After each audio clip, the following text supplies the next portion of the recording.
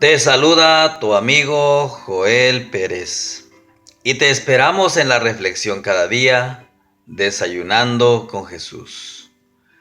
Qué alegría es comenzar un nuevo día considerando las grandes bendiciones de nuestro Dios.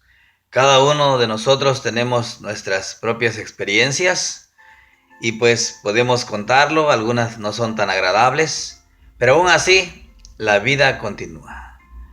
Mis amigos y hermanos, el título del tema de hoy es La Iglesia de la Esperanza. Yo te pregunto, ¿cómo andan las cosas en tu vida? No te asustes si aparecen dificultades. El enemigo va a tratar de desanimarte, pero debemos confiar en Dios. Él está siempre de nuestro lado, de nuestra parte, deseoso de participar de nuestros sueños. Saben, quizá más de alguien pueda ser criticado, pueda ser que nuestra vida no sea de acuerdo a la voluntad de otras personas, pero aún así tenemos que ir a Jesús y contárselo todo a Él, porque solamente Él es el que nos puede entender. Para Jesús, tú eres lo más precioso que Dios tiene en este mundo. Te ama con un amor infinito. De eso no nos debemos olvidar. Vino a buscarnos a este mundo y estableció un amor gigante para ti y para mí, en la cual hay un lugar donde tú y yo podemos encontrarlo. Ese lugar se llama iglesia, donde tú y yo podemos disfrutar de compañerismo al lado de otros cristianos como tú. ¿Qué hizo? ¿Qué quiso hacer Dios con los hijos de Israel y ellos no se lo permitieron? Cuando vamos a San Mateo 23:37, dice de esta manera, palabras de Jesús: Jerusalén, Jerusalén, que matas a los profetas y apedreas a los que te son enviados. ¿Cuántas veces quise juntar a tus hijos como la gallina junta a sus polluelos debajo de las alas y no quisiste?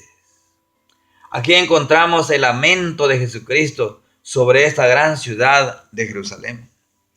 Él lamentaba porque él quiso juntarlos, pero ellos no quisieron. La condición para que Dios pudiese reunir a los israelitas esparcidos era que invocasen el nombre del Señor. Pero, ¿qué sucedió cuando Jesús vino? San Juan 1:11 declara él así. En San Juan capítulo 1, versículo 11, encontramos otra vez las palabras de Jesús y dice de esta manera: Vino a los que era suyo y los suyos no lo recibieron.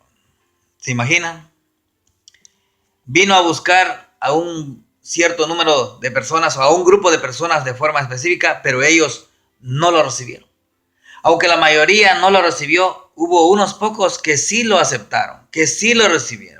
¿Qué hizo Jesús con ellos? Versículo 12 dice: Pero a todos los que le recibieron, a los que creen en su nombre, les dio potestad de ser hechos hijos de Dios. ¡Qué privilegio! Aunque la mayoría no lo recibió, hubo unos pocos, dice, que sí lo aceptaron.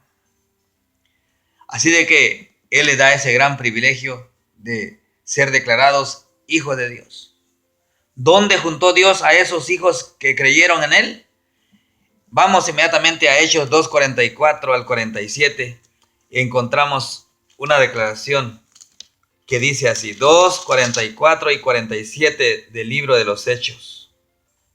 Todos los que habían creído estaban juntos y tenían en común todas las cosas, y vendían sus propiedades y sus bienes y los distribuían a todos según la necesidad de cada uno, y acudiendo asiduamente unánimes cada día al templo y partiendo el pan por las casas, comían juntos con alegría y sencillez de corazón, alabando a Dios y teniendo favor con todo el pueblo. Y el Señor añadía cada día a la iglesia los que iban siendo salvos. Qué interesante.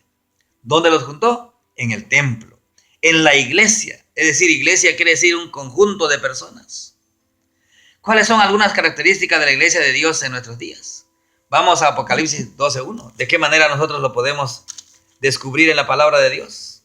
Esa iglesia que Jesús vino a establecer a esa tierra. Apocalipsis capítulo 12, versículo 1 dice: y apareció en el cielo una gran señal, una mujer vestida del sol, con la luna debajo de sus pies, y sobre su cabeza una corona de 12 estrellas.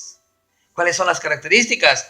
Esta es una mujer que significa iglesia en el Apocalipsis, en la cual, avanzando al capítulo 14 y versículo 12, encontramos las otras características. Y dice así: aquí está la paciencia de los santos, los que guardan los mandamientos de Dios y tienen el testimonio de Jesús. ¿Cuáles son las otras características? Es que guardan los mandamientos de Dios y tienen el testimonio de Jesús, es decir, el espíritu de la profecía. Y yo les pregunto, ¿quién es la cabeza de esta iglesia?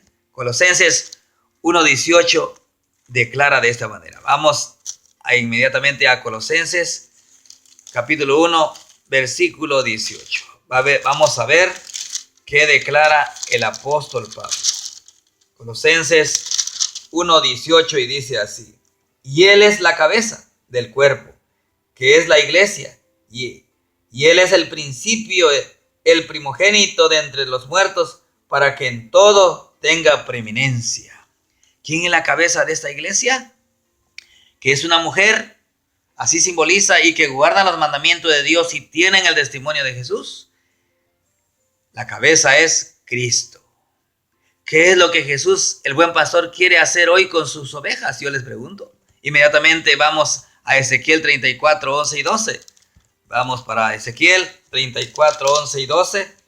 Y dice de esta manera: porque así dice el Señor Jehová, aquí estoy yo mismo iré a buscar mis ovejas y las recogeré.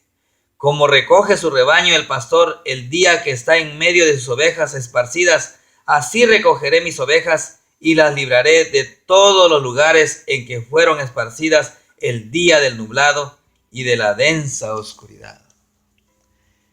Qué impresionante es descubrir que Jesús viene para recoger a sus ovejas, para unirlos. ¿Dónde estás tú?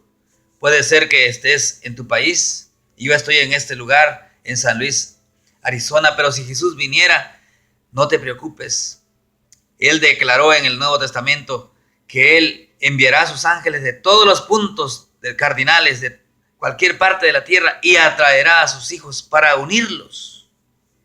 Ahora, ¿qué hacen las ovejas al oír la voz del pastor? San Juan 10, 2 al 4 declara así. San Juan capítulo 10, versículos 2 al 4, y dice de esta manera: mas el que entra por la puerta es pastor de las ovejas. A éste le abre el portero, y las ovejas oyen su voz, y llama a sus propias ovejas por su nombre y las saca. Y cuando ha sacado fuera todas las propias, va delante de ellas, y las ovejas le siguen porque conocen su voz. ¡Qué alegría es que nosotros conocemos la voz de Jesús! Y dice que los que forman parte de su iglesia, de su rebaño, que son las ovejas, sus ovejas, cuando Él abra la puerta, ellos le siguen y oyen su voz y van por el camino que Él les va indicando. Ahora, ¿cómo viven los hijos de Dios en su iglesia? Primera de Juan 4:11 declara así. Primera de Juan, capítulo 4, versículo 11, dice así: amados, si Dios nos ha amado así, también nosotros debemos amarnos unos a otros. Pero avanzando al libro de los Efesios, capítulo 5, versículos 1 y 2, dice así: sed pues imitadores de Dios como hijos amados, y andad en amor, como también Cristo nos amó y se entregó a sí mismo por nosotros a Dios como ofrenda y sacrificio de olor fragante. Qué interesante. El día de ayer y antier me he encontrado con personas que hablan sobre el amor, y ellos han sido personas tan sinceras que han dicho que es muy fácil amar a alguien que te ama. Es muy fácil invitar a comer a tu casa a alguien que te invita a comer a tu casa. Es muy fácil convivir con las personas que se llevan bien contigo.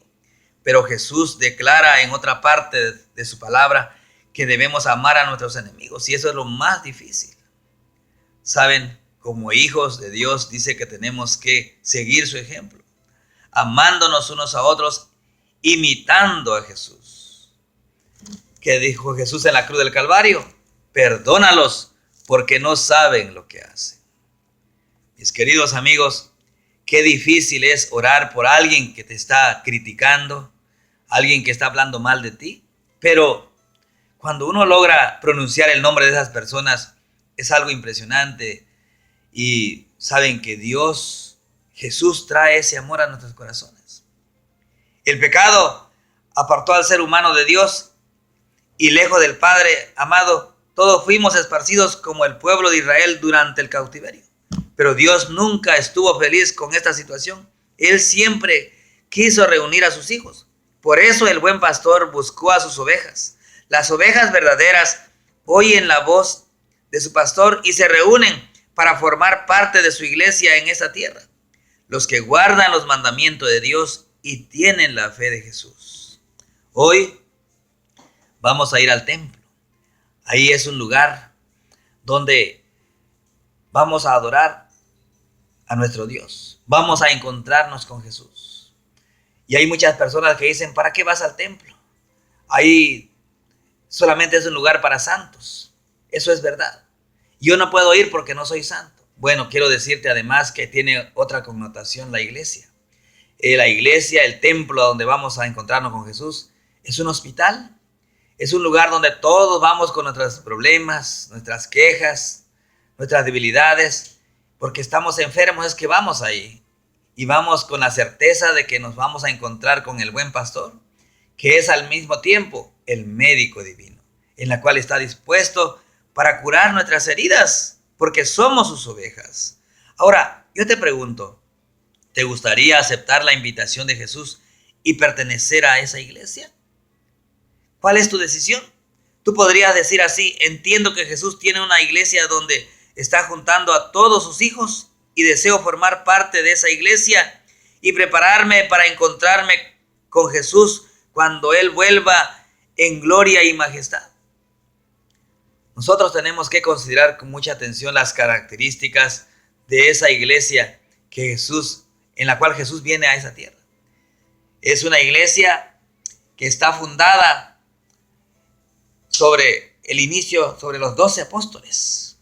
Además de ella, que guardan los mandamientos de Dios y tienen el testimonio de Jesús.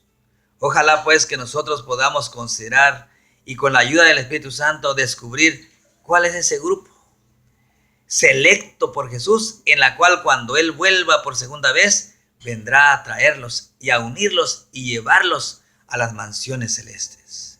Que Dios te bendiga, que tengas un lindo día, un buen provecho en este desayuno. Muchas gracias.